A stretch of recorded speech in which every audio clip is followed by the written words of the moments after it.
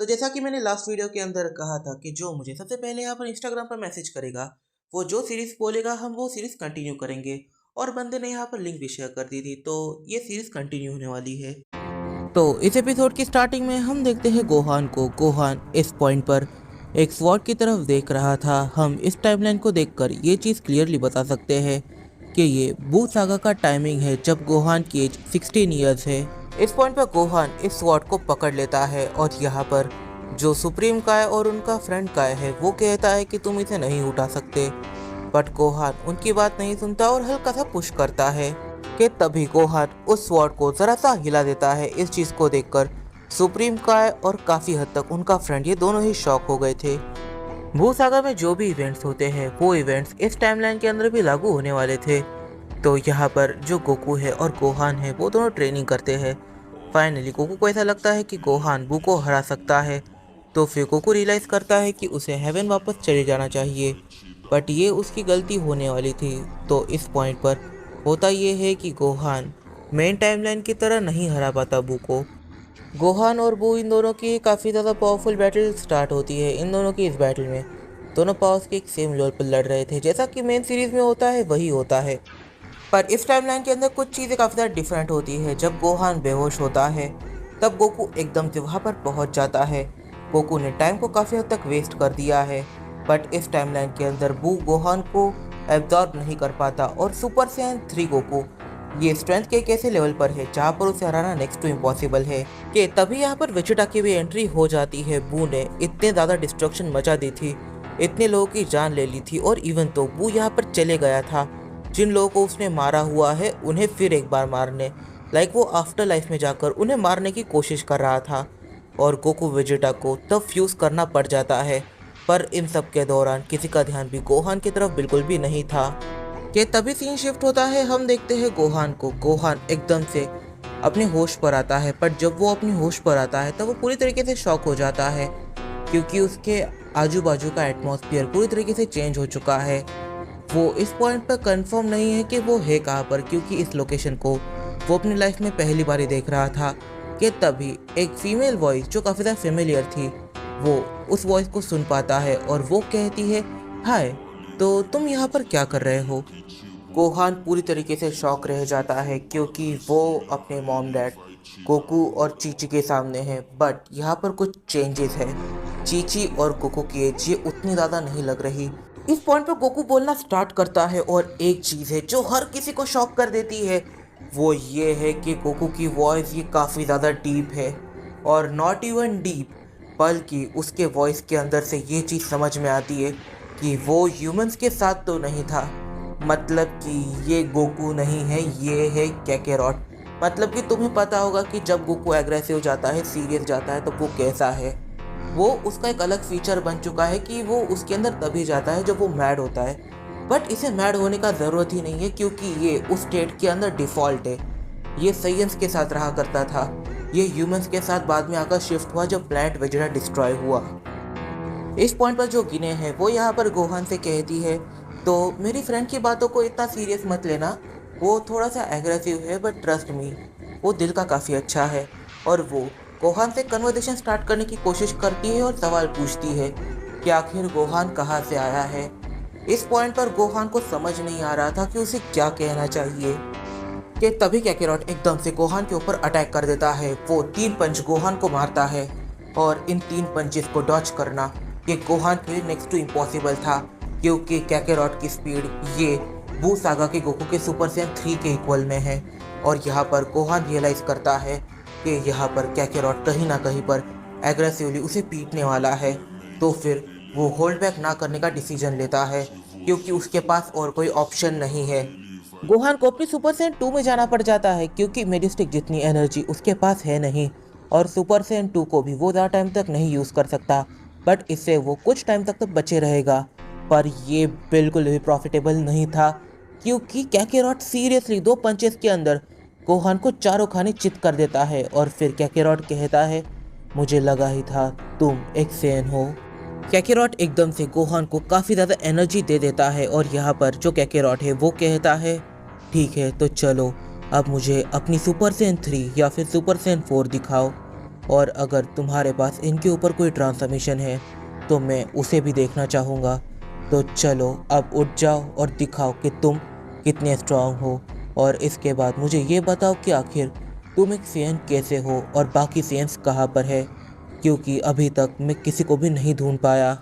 तभी गोहान यहाँ पर एकदम से कहता है, आखिर मैं ये चीज़ कैसे बता सकता हूँ, ये काइंड ऑफ टाइम स्लिप है।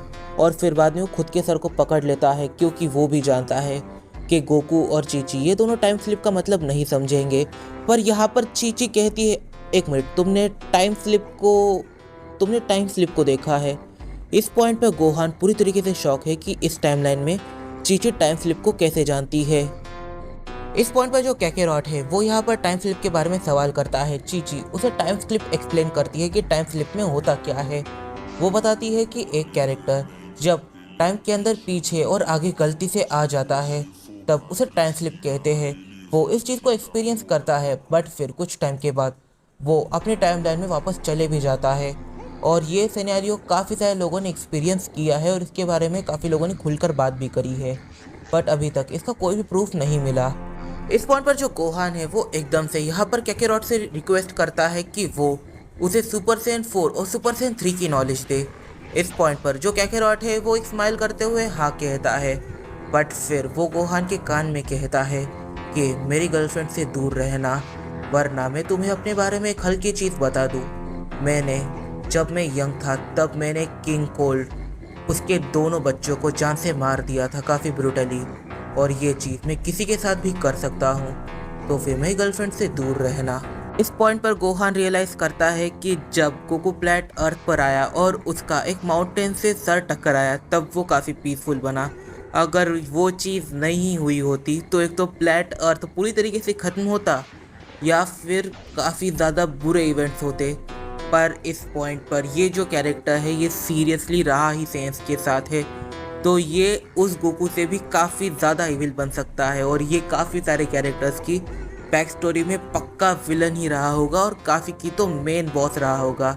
तो फिर गोहान रियलाइज़ करता है कि उसके फादर उसके टाइमलाइन में अच्छे हैं, पर हर टाइमलाइन में उसे नया रूप देखने को मिलने वाला है। कि तभी यहाँ पर एंट्री होती है वीस की, और जो कैकेरॉट है वो वीस को देखते ही समझ जाता है कि वीस क्यों आया है। तो इस पॉइंट पर जो कैकेरॉट है वो वीस से कहता है, तो लगता है लॉर्ड बीरस काफ़ी लंबे टाइम तक सोने वाले हैं, पक्का वो 15 साल के बाद ही उठेंगे, इवन तो 15 साल के बाद में ही वो उठेंगे, मुझे ऐसा लग रहा है। वीस इस पॉइंट पर सर को हिलाता है और कहता है, तो आज तुमने क्या नया बनाया है? इस पॉइंट पर जो कैकेरॉट है वो कहता है, नहीं, आज चीची ने कुछ नया नहीं बनाया है, हम लोग अभी भी डिसीजन लेने की कोशिश कर रहे हैं कि हमें क्या बनाना चाहिए। इस पॉइंट पर जो वीस है वो कहता है, मुझसे इंतज़ार नहीं हो रहा। इस पॉइंट पर कैकेरॉट कहता है, आपको इंतज़ार करना पड़ेगा, क्योंकि अभी तक हमने कोई डिसीजन ही नहीं लिया है, अभी तक क्रॉप्स ठीक से उगे नहीं हैं, जो इंग्रेडिएंट्स हैं वो हमारे पास अवेलेबल नहीं है। वीस एकदम से अपनी स्टाफ की मदद से प्लैनेट अर्थ के एटमॉस्फेयर में चेंजेस कर देता है, जिससे कि गिने और गोकू इन दोनों के ही क्रॉप्स जल्दी उग जाते हैं। इस पॉइंट पर गोहान यहाँ पर कैकेरॉट से सवाल पूछने वाला था कि हमारी ट्रेनिंग कब से स्टार्ट होने वाली है, बट गिने ठीक टाइम पर उसे रोक लेती है और यहाँ पर उसे शांत रहने को कहती है। और फिर वो यहाँ पर वीस से एक हल्का सा डिस्कशन करती है, और जो गिने है वो गोहान को एक्सप्लेन करती है कि ये एक सुप्रीम गॉड है, अगर तुम इनके सामने बोलोगे तो तुम इजीली इरेज हो जाओगे। इस पॉइंट पर जो कैकेरॉट है वो वीस को एक गर्म चॉकलेट, मतलब जो हॉट चॉकलेट होती है उस टाइप की ड्रिंक देकर पूरी तरीके से प्लैनेट अर्थ से भगा देता है। और यहाँ पर वीस को ये चीज़ समझ में आ जाती है कि आज इनके पास से कुछ भी नहीं मिलेगा, इसे 2 दिन के बाद आना होगा, तब जाकर उसे डिलीशियस फूड मिलेगा। तो फिर वो कहता है, मैं आज जा रहा हूँ, पर 2 दिन बाद मैं आऊँगा और काफ़ी सा डिलीशियस फूड ले लूँगा, और इसके बदले में इनाम तुम्हें ज़रूर मिलेगा। इस पॉइंट पर जो गोहान है वो चीची से सवाल करता है कि कैसा इनाम, बट इस चीज़ को वीस और कैकेरॉट ये दोनों ही सुन लेते हैं। वीस इस पॉइंट पर रिप्लाई करता है, वीस यहाँ पर कहता है कि तुम इस चीज़ को नहीं समझ सकते, पर इन सिंपल वर्ड अगर मैं तुम्हें बताऊँ तो फिर ये जो पूरा प्लैनेट है, ये प्लैनेट पूरी तरीके से इरेज होने वाला था, क्योंकि इस प्लैनेट में मॉर्टल लेवल नहीं है। वीस क्लियरली जानता है कि गोहान मॉर्टल लेवल को नहीं समझ सकता, स्टिल वो कहता है इस प्लैनेट में मॉर्टल लेवल नहीं है, इस प्लैनेट में कोई भी स्ट्रॉन्ग मॉडल नहीं रहता, बस एक ही मॉडल यहाँ पर स्ट्रॉन्ग है। तो इस प्लैनेट को रखने का कोई भी सेंस नहीं बनता। बट क्योंकि यहाँ पर कैकेरॉट और उसकी वाइफ ये दोनों रह रहे हैं, इस वजह से इस प्लैनेट को हम इरेज नहीं कर रहे। ये है पहला गिफ्ट। और दूसरा गिफ्ट है कि जब भी हम यहाँ पर आते हैं, मील को कंज्यूम करते हैं, तो उसके बदले में इन्हें थोड़ा बहुत गोल्ड दे देते हैं, जिससे कि ये और भी ज़्यादा टेस्टी डिलीशियस फूड्स को बना सके। इस पॉइंट पर जो वीस है वो एकदम से यहाँ पर कैकेरॉट से कहता है, तो लगता है ये तुम्हारा फ्रेंड है। तुम्हारे फ्रेंड को पता नहीं कि कब क्या बोलना चाहिए। अगर तुम ऐसे लोगों में रहा करोगे तो फिर तुम ग्रो नहीं कर पाओगे। ये मैं तुम्हें हज़ारों बार कह चुका हूँ। तुम्हारे पास अब तक का स्ट्रॉन्गेस्ट मॉडल बनने का पोटेंशियल है। तुम नो डाउट इतने ज़्यादा पावरफुल हो कि तुमने लॉर्ड वीरस को कड़ी टक्कर दी थी अपनी सुपर सेन 4 के साथ, और अंत में तुम भले ही हार गए थे, बट फिर भी लॉर्ड वीरस ने तुम्हें अप्रिशिएट किया था। अगर तुम इस प्लैनेट को छोड़कर हमारे साथ प्लैनेट वीरस पर ट्रेनिंग करने चलोगे तो ट्रस्ट मी, मैं तुम्हें अब तक का सबसे पावरफुल फाइटर बना दूंगा। इस पॉइंट पर कैकेरॉट इस चीज़ के लिए एग्री नहीं करता। At this point of Gohan's life he realize कि भाई उसके फादर की एज उससे बस 5 साल ज़्यादा है इस टाइमलाइन में, और इस टाइमलाइन के अंदर उसके फादर की जो फीट्स है वो एक गॉड लेवल के है, एक मल्टीवर्सल फीट्स है। मतलब बंदे ने स्ट्रॉन्गेस्ट गॉड के साथ बैटल करी, उसे कड़ी टक्कर दी, और आखिर स्ट्रॉन्गेस्ट गॉड्स के साथ डील करना ये कोई छोटी बात तो बिल्कुल भी नहीं है। साथ ही में यहाँ पर काफ़ी सारे डिफरेंट एडवांटेजेस तो उसके पास पहले से ही है। तो यहाँ पर गोहान पूरी तरीके से शॉक है। बट हाँ, वो एक चीज़ जान चुका है कि मल्टीवर्स के अंदर काफ़ी सारे अलग अलग टाइमलाइंस एग्जिस्ट करती है, और हर जगह पर कहानी अलग है, और ये उनमें से ही एक टाइमलाइन है। जो गोहान है वो अपनी बैक स्टोरी को कैकेरॉट को बताता है। कैकेरॉट इस पॉइंट पर शॉक होता है कि गोहान उसका बेटा है, और दूसरे टाइमलाइन में इतनी ज़्यादा फक्ड अप चीज़ें हो चुकी है। मतलब कि यहाँ पर जब कैकेरॉट को पता चला था कि इस टाइमलाइन में रेडिट्स के साथ किया हुआ, तब उसने खुद वेजिटा को मारा, और दूसरे टाइमलाइन के अंदर कैकेरॉट ने अपने भाई को तो मारा, साथ ही में उसने वेजिटा को बचाया। मतलब कि एकदम उल्टे ट्रेड। और इस टाइमलाइन में चीची और गोकू की मुलाकात एक अलग तरीके से हुई थी, और उस टाइमलाइन का सीन ही अलग है। कैकेरॉट पूरी तरीके से शॉक है। इस पॉइंट पर जो चीची है वो यहाँ पर कैकेरॉट से कहती है, मुझे लगता है कि हमें उस एंजल के ऑफर को एक्सेप्ट कर लेना चाहिए। कैकेरॉट इस पॉइंट पर हल्का शॉक होता है, बट फिर वो कहता है, तुम तो उस एंजल के ऑफर से खुश नहीं थी, तुम्हारी वजह से मैंने उस ऑफर को एक्सेप्ट नहीं किया। चीची इस पॉइंट पर कहती है, क्योंकि तब मेरे फादर जिंदा थे, बट अब मेरे फादर की डेथ हो चुकी है, तो फिर इस प्लैनेट के अंदर कुछ ऐसा है ही नहीं जो मुझे इसके साथ रोक कर रखे। इस पॉइंट पर यहाँ पर जो गोकू और चीची है वो दोनों ही गोहान को काफ़ी बुरा डांटते हैं, और उसे इस पॉइंट पर बाहर जाने के लिए या फिर थोड़ा सा दूर जाने के लिए कहते हैं, ताकि इन दोनों को थोड़ा प्राइवेसी मिले एक दूसरे से बात करने के लिए। इस पॉइंट पर यहाँ पर जो कैकेरॉट है वो एकदम से सोच में पड़ जाता है। वो कहता है, तो हमें शायद एंजल वीज से हेल्प मांगनी चाहिए। उसके पास पूरे यूनिवर्स का नॉलेज है, वो सारी चीज़ों को जानता है, उसके पास वो मैजिकल डिवाइस, वो स्टाफ, उसके अंदर से देखकर वो मे बी गोहान को टाइम में आगे पीछे कर सके, या फिर काफ़ी कुछ। मुझे उससे हेल्प मांगनी चाहिए। ठीक है, तो मैं अभी उसे बुलाता हूँ। इस पॉइंट पर जो गोकू है वो यहाँ पर सीधा वीस को कांटेक्ट कर देता है और उसे अर्जेंटली बुला लेता है। गोकू वीस से कांटेक्ट करता है, और वीस कांटेक्ट करता है ग्रैंड प्रीस्ट से। वीस और ग्रैंड प्रीस्ट ये दोनों काफ़ी लंबे टाइम तक इस टॉपिक के बारे में बात करते हैं। वो दोनों रियलाइज़ करते हैं कि ये जो केस है वो टाइम ट्रैवल का है ही नहीं। तो गोहान बिल्कुल भी गिल्टी नहीं है टाइम ट्रैवल के केस में। ये केस है पैरेलल वर्ल्ड का, और पैरेलल वर्ल्ड के लिए कोई भी रूल बनाए नहीं गए हैं, क्योंकि जो भी पैरेलल वर्ल्ड को एक्सपीरियंस करता है वो फिर एक बार अपने यूनिवर्स में चले जाता है, वो अपने आप चले जाता है, यूनिवर्स ही उसे भेज देता है। इसके ऊपर किसी का भी कंट्रोल नहीं है। सो इसके अकॉर्डिंग गोहान ये गिल्टी बिल्कुल भी नहीं है, और वो चाहे तो वो हमेशा के लिए यहाँ पर रह सकता है, क्योंकि पैरेलल वर्ल्ड के अंदर अगर कोई वापस नहीं जा पाया तो वो हमेशा के लिए रह जाता है दूसरे वर्ल्ड के अंदर। सो वीज, ग्रैंड प्रीस्ट ये दोनों ये डिसीजन लेते हैं कि गोहान को मल्टीवर्स का पार्ट बना दिया जाएगा तो कोई प्रॉब्लम नहीं है, क्योंकि ये टाइमलाइन का केस है ही नहीं, पैरेलल वर्ल्ड का केस है। इस पॉइंट पर कहीं ना कहीं वीस को अपना भी फ़ायदा कराना था, तो फिर वो जैसे ही कांटेक्ट को कट करता है। वो गोकू से कहता है, देखा जाए तो तुम्हारे बेटे ने एक काफ़ी ज़्यादा बुरा काम करा है। वो गॉड्स की नज़र में काफ़ी ज़्यादा बुरा क्राइम है। मैं तुम्हारे बेटे के लिए बाकी गॉड्स के साथ बात नहीं कर सकता। इस पॉइंट पर जो वीस खेल रहा था वो गोकू के माइंड में ही नहीं आता। गोकू पूरी तरीके से डर जाता है कि कहीं ना कहीं पर वो फ्यूचर से आया उसी का बेटा है। तो गोकू यहाँ पर कहता है, प्लीज़ मेरे बेटे को बचा लो, मैं तुम्हारे लिए सारी चीज़ें करूँगा। इस पॉइंट पर जो वीस है वो मानने को तैयार नहीं हो रहा था।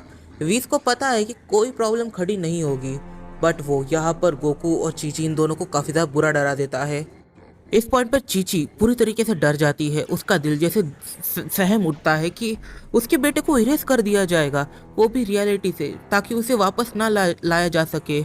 इस पॉइंट पर चीची पूरी तरीके से डर चुकी थी, बट यहाँ पर वो क्या करे, वो थोड़ा सा सोचती है कि तभी वो गोकू से कहती है, क्या कैरॉट, क्या तुम थोड़े टाइम के लिए साइलेंट हो सकते हो। दोनों ही साइलेंट होते हैं। चीची काफ़ी ज़्यादा डरी हुई आवाज़ के अंदर कहती है, अगर आपने बाकी गॉड्स के सामने गोहान को और हमें डिफेंड किया तो हम आपको इटर्निटी तक सर्व करेंगे। इटर्निटी तक सर्व करने का मतलब है आपके लिए डिलीशियस फूड को क्रिएट करेंगे। जो भी काम आपके हैं हम सारे काम कर देंगे। इस पॉइंट पर जो वीस है वो जो चाहता था वो चीज़ हो चुकी है। मतलब कि वो चीची और कैकेरॉट इन दोनों के मुंह से सुनवाना चाहता था कि भाई हम लोग अब तुम लोगों को सर्व करेंगे, तुम्हारे लॉयल बन के रहेंगे इटर्निटी तक। और ये चीज़ हो गई, क्योंकि अब वीस यहाँ पर कैकेरॉट को गॉड ऑफ डिस्ट्रक्शन के लिए खड़ा भी कर सकता है, उसे डिस्ट्रक्शन भी सिखा सकता है, और कैकेरॉट उसे ना नहीं कहेगा, क्योंकि ये चीज़ बोली गई है कि वो उसे इटर्निटी तक सर्व करेंगे। मतलब कि इटर्निटी तक अब वीस इनके लिए एक गॉड है, इनके लिए सब कुछ है। सो वीस एकदम से साइलेंट होता है और कहता है, तो सबसे पहला काम जो हमें करना है वो है ब्लैड बीरस पर जाना। इस पॉइंट पर कैकेरॉट यहाँ पर एक रिक्वेस्ट करता है कि क्या आप मेरे बेटे को एक गॉड बना सकते हो। इस पॉइंट पर जो वीस है उसने गॉड ऑफ डिस्ट्रक्शन के तौर पर यहाँ पर कैकेरॉट को काफ़ी हद तक चॉइस किया है। मतलब कि ये बनने वाला है गॉड ऑफ डिस्ट्रक्शन का कैंडिडेट। और गॉड से क्या मतलब है वीस को ये समझ नहीं आया। बट फिर यहाँ पर जो कैकेरॉट है वो इस चीज़ को एक्सप्लेन करता है कि कैकेरॉट ये सुपर सेन गॉड है नाम का, पर उसके पास कोई इतनी खास पावर नहीं है, वो इतना स्ट्रांग नहीं है। पर वो चाहता है कि उसका बेटा उससे डबल स्ट्रांग बने, उससे डबल पावरफुल बने और हो सके। कि तभी वीस एकदम से हंसता है और यहाँ पर जो वीस है वो कहता है, अरे तुमने ये चीज़ कही, लाइक तुम चाहते हो तुम्हारा बेटा एक गॉड बने, तो फिर ये चीज़ मैं कर सकता हूँ। और यहाँ पर जो कैकेरॉट है वो कहता है, बस गॉड नहीं, ऐसा गॉड कि जो अपने लाइफ में स्टेबल हो, वो मेरी तरह अनस्टेबल ना हो, कि उसके लाइफ का कोई पर्पस नहीं है, कोई गोल नहीं है, कुछ अचीव नहीं कर सकता। उसके लाइफ का कुछ पर्पस होना चाहिए, कुछ गोल होना चाहिए, कोई काम जो वो कर सके। इस पॉइंट पर यहाँ पर जो वीस है वो बारडॉग से कहता है, तुम एक चीज़ जानते हो ना, जब तुम गॉड से स्ट्रेंथ मांगते हो तब गॉड तुम्हें पूरी तरीके से ढकेल देते हैं वॉर के बीच में। बारडॉग जैसे ही हाँ करता है वैसे ही जो वीस है वो कहता है, ओके मैं तुम्हारे बेटे की पूरी लाइफ बना दूंगा, उसे स्ट्रांग तो बनाऊंगा ही, साथ ही में उसे गॉड का दर्जा मिले। मैं ऐसी सारी चीज़ों को प्लान करूंगा, पर इसके बदले में तुम्हें भी एक चीज़ करनी होगी, और वो है अपने बेटे के पावर लेवल को तुम्हें काफ़ी ज़्यादा इंक्रीज़ करना होगा। जो तुम्हारी सुपर सेन गॉड की स्ट्रेंथ है वो उसकी बेस ट्रांसफॉर्मेशन में होनी चाहिए, तभी मैं उसे काफ़ी अच्छा पोजीशन दे सकता हूँ। मैं तब उसे जाकर एक बेसिक इमॉर्टल बनाऊँगा और वो धीरे धीरे गॉड के टाइटल की तरफ बढ़ना स्टार्ट कर देगा। कि तभी यहाँ पर गोहान की एंट्री होती है और गोहान चीची एक दूसरे से बात करने लगते हैं। जो गोहान है वो चीची सवाल पूछता है कि आखिर ये जो गॉड है ये यहाँ पर बार बार क्यों आ रहा है। इस पॉइंट पर चीची कहती है कि तुम्हारे फादर ने ही उस गॉड को अब यहाँ पर बुलाया है। इस पॉइंट पर गोहान सवाल करता है कि क्यों, क्या हुआ। अब यहाँ पर जो चीची है वो बताती है कि तुम्हारे फादर गॉड से बात कर रहे हैं और उन्होंने बता दिया है कि तुम कहाँ से आए हो, क्या कर रहे हो, मतलब क्या तुम्हारे साथ क्या सिचुएशन हो रहा है। उन गॉड्स ने अपने हायर अप से बात करी और यहाँ पर काफ़ी बड़ा क्राइम तुमने करा है। तुम एक टाइमलाइन से एक पैरेलल वर्ल्ड से दूसरे पैरेलल वर्ल्ड में जा रहे हो, इससे काफ़ी सारे प्रॉब्लम्स क्रिएट हो सकते हैं, ये काफ़ी बड़ा क्राइम है। बट ये गॉड बस हमारे लिए अब लड़ रहे हैं दूसरे गॉड से, प्रूव करने की कोशिश कर रहे हैं कि ये सब तुमने खुद नहीं किया। इस वजह से अब मैं और कैकेरॉट हम दोनों इन गॉड को सर्व करने वाले हैं। इस पॉइंट पर रूम के बाहर से गोकू को काफ़ी ज़्यादा शोर आ रहा था। वो वीस के साथ यहाँ पर सारी बातें करता है, सारी चीज़ें क्लियर करता है, और जैसे ही वो रूम के बाहर आता है वो गोहान को काफ़ी ज़्यादा गुस्से में देखता है और इस चीज़ से गोकू उल्टा गुस्से में आ जाता है। वो चीची सवाल पूछता है कि आखिर यहाँ पर हो क्या रहा है। चीची जब उसे एक्सप्लेन करती है कि गोहान कह रहा है कि ये बिल्कुल भी अच्छा आइडिया नहीं है, तब गोकू यहाँ पर गोहान के ओपिनियन की बिल्कुल भी रिस्पेक्ट नहीं करता। वो कहता है तो जो भी गॉड कहे उन सारी चीज़ों को ध्यान से सुनना, अगर अपने दिमाग को लगाया तो समझ लेना मेरा वेरिएंट जितना एग्रेसिव कभी नहीं था मैं उतना एग्रेसिव हूँ। मैं तुम पर बिल्कुल भी रहम नहीं दिखाऊंगा। इस पॉइंट पर गोकू रियलाइज़ करता है कि उसके फादर यहाँ पर उसके ओपिनियन को भी नहीं सुन रहे, मतलब कि अब यहाँ पर कोई भी चीज़ उसके हिसाब से नहीं होने वाली। उसे गोकू की बात सुननी पड़ेगी, अगर नहीं सुनी तो देयर इज़ नो वे, कोई भी रास्ता नहीं है कि कुछ भी अच्छा हो। कि तभी गोकू अपने माथे पर 2 उंगलियां रखता है और इसका मतलब हम सभी क्लियरली जानते हैं कि ये इंस्टेंट ट्रांसमिशन होने वाला है। और यहाँ पर जो वीस है, चीची है और गोहान है, ये तीनों ही गोकू को टच करते हैं और गोकू एकदम से टेलीपोर्ट करता है प्लैनेट बीरस पर। यहाँ पर जो गोकू है वो कहता है मैं गोहान की ट्रेनिंग के लिए इस जगह को ख़राब नहीं कर सकता, क्या ऐसी कोई लोकेशन है जहाँ पर मैं ट्रेनिंग कर सकता हूँ। और फिर हम देख पाते हैं पिरामिड ऑफ पावर को। वीस पिरामिड ऑफ पावर को समन करता है ताकि गोकू यहाँ पर ट्रेन कर सके गोहान को। तो गाइस वैसे तो हमने इस स्टोरी को बंद कर दिया था, और जैसा कि तुम लोगों को पता होगा, तुम लोगों को ये एपिसोड जाना पहचाना लग रहा होगा क्योंकि ये 2 एपिसोड्स को मर्ज करके बनाया है। और सबसे ज़रूरी बात, असल में इस स्टोरी को बंद कर दिया था, पर तुम में से एक सब्सक्राइबर को, लाइक कल जो वीडियो मैंने अपलोड करा था, एक बंदा लिंक डालने से पहले ही इंस्टा पर पहुंच गया और उसने ये स्टोरी के लिए यहाँ पर रिक्वेस्ट कर दी, तो ये स्टोरी तुम्हारे सामने है। अब मैंने काफ़ी टाइम बाद कुछ अपलोड करा है, तो फिर मेरा हौसला बढ़ाने के लिए लाइक, कमेंट और सब्सक्राइब ज़रूर कर देना। खास करके कमेंट, क्योंकि तुम्हारे कमेंट से हमें मोटिवेशन मिलती है। चलो बाय बाय।